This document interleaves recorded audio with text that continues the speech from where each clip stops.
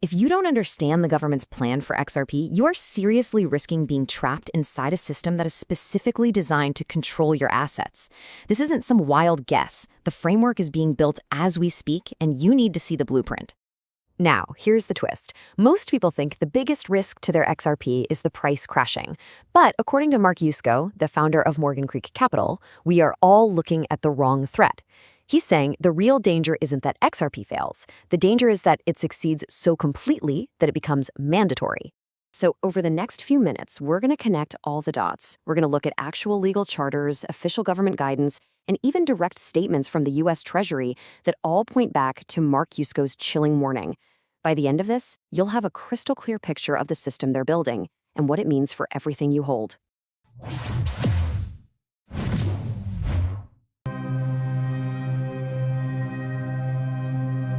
All right, first up, Section 1, the Policy Curveball Warning.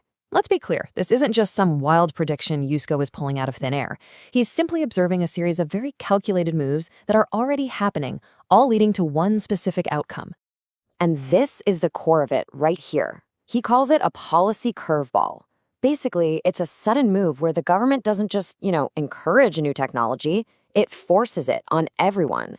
It's a 1-2 punch. They mandate one asset, say a Ripple-issued stablecoin, and at the exact same time, they ban its competitors, like Tether, making them illegal or just impossible to use.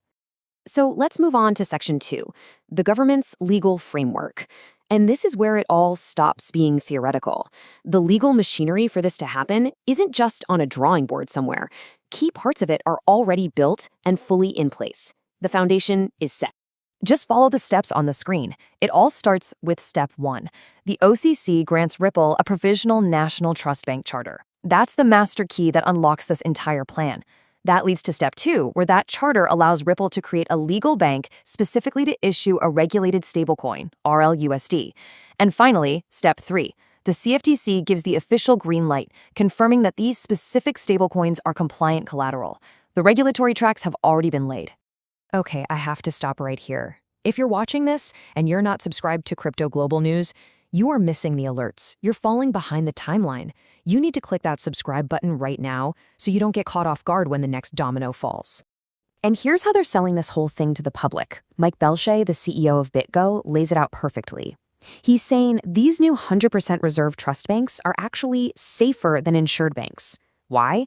Because they don't do fractional reserve lending. They're positioning this new system as the stronger, more secure alternative to our current, kind of shaky, traditional banking system.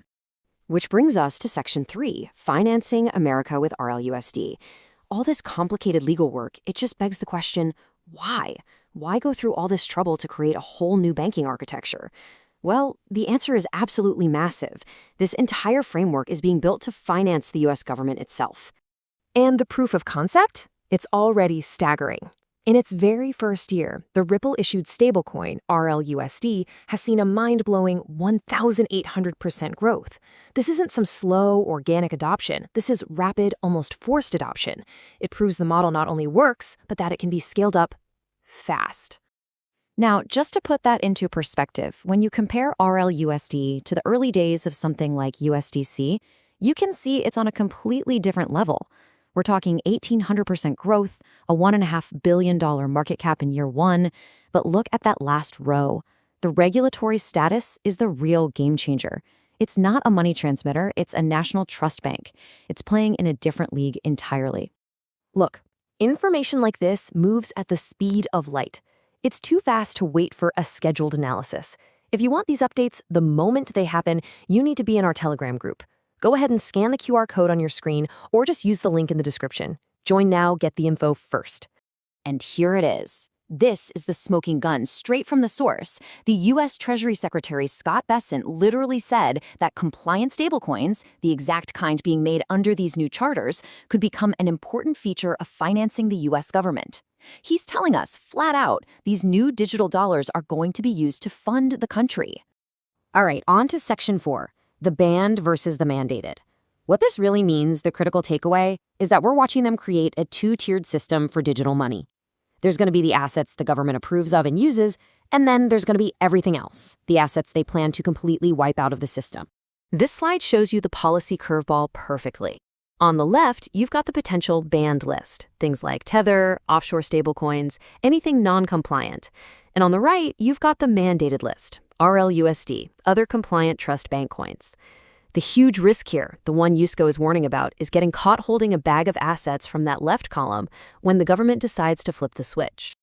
So that brings up a pretty serious question, right?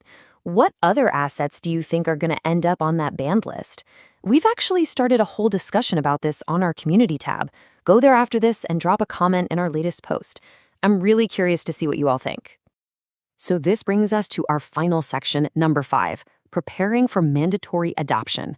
All of this evidence, the legal framework, the Treasury's own words, the creation of a banned and mandated list, it all leads to one single and frankly unavoidable conclusion. A moment is coming where using their approved system is no longer going to be a choice. And if you're thinking, nah, that could never happen, you just need to look at history. Back in 1933, the U.S. government passed the Gold Reserve Act. They made a crime to privately own gold, forcing every single citizen onto the U.S. dollar standard. Fast forward to today, our traditional financial system is showing major signs of stress. Is it really that hard to imagine a near-future Digital Asset Act where we are all ordered, just like Mark Yusko said, onto a new, compliant digital standard built on top of XRP? So this brings us full circle. The danger was never that XRP fails. The real danger that's being laid out here is that this new financial system becomes a closed loop. A system where you have to participate, where your assets are only considered legitimate if they're on the government's approved list. The only question left is, are you ready for that? You now understand more about this than 99% of the market.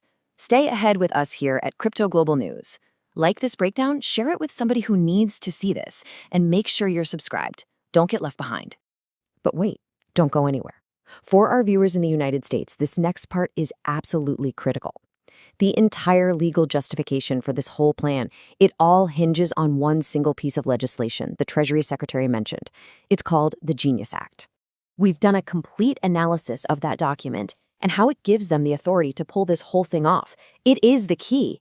Click the card you see on the screen right now to watch our explainer on the one document that spells out exactly how they plan to do it. Click that card now. Stay ahead in the crypto market. Subscribe now for the latest global news and updates.